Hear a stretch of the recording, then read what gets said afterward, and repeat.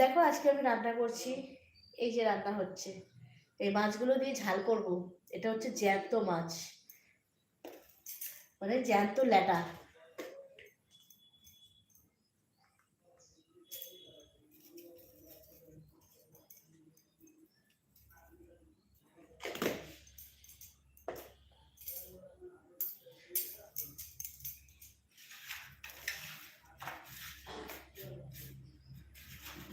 বন্ধুরা যারা যারা দেখতে পাচ্ছ, প্লিজ একটু লাইক করে দিও, একটু কমেন্ট করো।